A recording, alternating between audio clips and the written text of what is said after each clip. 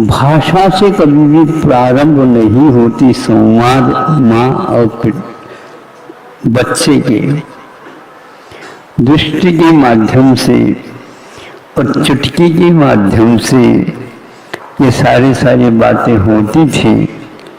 और उस माँ को भी कहा गया था 100 अच्छे शिक्षकों के अपेक्षा से भी एक माँ बहुत अच्छी शिक्षिका है।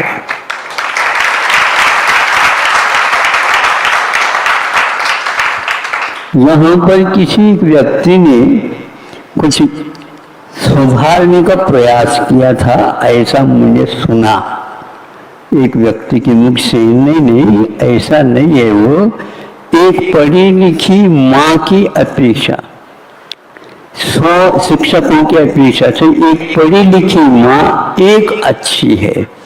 मतलब इन्होंने पढ़ी लिखी एक उपाधि और लगा दी। अरे अपर माँ भी 100 शिक्षकों से ज्यादा अच्छी गहराई बात को आप तक पहुंचा देती है।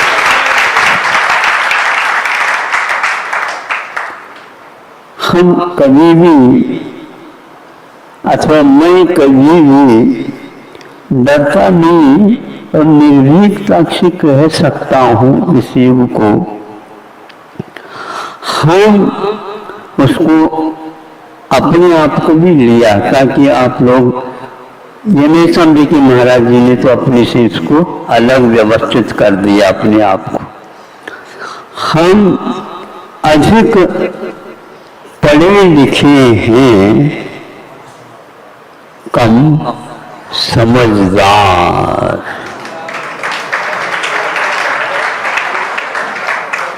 अभी भी हम भाव नहीं समझ पा रहे। मैं समझता हूँ पढ़ा लिखा होना इतना महत्वपूर्ण नहीं जितना कि समझदार होना है।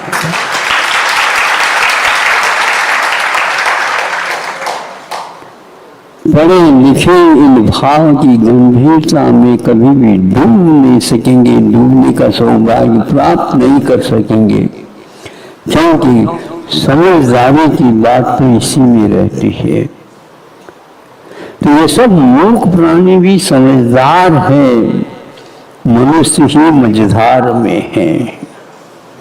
फिर भी वह समझदार अपने आप को मानता है। ये प्रभु कृपा है, गुरु कृपा।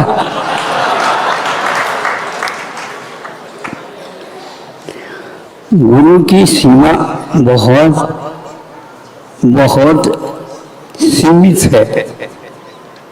हम तो प्रभु कृपा ही मानते हैं।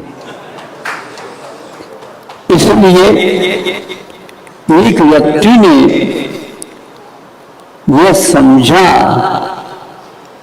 इस वैज्ञानिक युग में कि मैं भारत को समझाना होगा। नहीं समझाते हैं तो यह भी एक बहुत अभिशाप होगा। तो बात समझ में आने के उपरांत उसको गौण करना एक महान अभिशाप सिद्ध कर देता है। कोई सुने या न सुने, माने या न माने, पढ़े या न पढ़े, फिर भी उसको समझाने का प्रयास इसलिए आवश्यक है, कभी न कभी वह शब्द अवश्य अपना असर दिखाएगा। शब्द असर नहीं दिखाता किंतु भाव असर दिखाते हैं। हम अपने आप को समझदार समझ करके नहीं किंतु कर्तव्यशील हो करके हमारे कर्तव्य है। यदि किसी कारण से कोई व्यक्ति इस भाषा में अटक रहा है, इसको भाव तक ले जाना है और अर्थ में भी अटक सकता है और भाव तक और ज्ञान तक और ले जाना होता है। शब्द प्रत्यय, अर्थ प्रत्यय और ज्ञान प्रत्यय अथवा भाव प्रत्यय, 3 प्रकार के प्रत्यय हुआ करते हैं। शिक्षा का उद्देश्य कभी कभी शब्द को पार करना होता है, कभी कभी उस अर्थ को भी प्यार करना होता है। अर्थ का अर्थ यहाँ पर उस वस्तु का नाम है, उस वस्तु से होता है। उसको क्या क्या पार करना, तो ये किताब है, ये किताब है, इसको पढ़ लिया, ये किताब है। कोई जो मान लो किताब से परिचित नहीं है वो पढ़ सकता है, तो पढ़ा तो निश्चित रूप से वो किताब की बात सोचा कि ये किताब है, ये किताब है। तो इसमें क्या होता है, इसमें जहां पर आंखें काम नहीं करती, जहां पर कान काम नहीं करती, जहां पर नासिका काम नहीं करती, जहां पर हमारे चुटकी काम नहीं करती, स्पर्शा काम नहीं करती, रसना काम नहीं करती, जहां पर ये व्यक्ति बैठे हैं समझदार, ये हमारे काम में नहीं आते, तब कहीं जा करके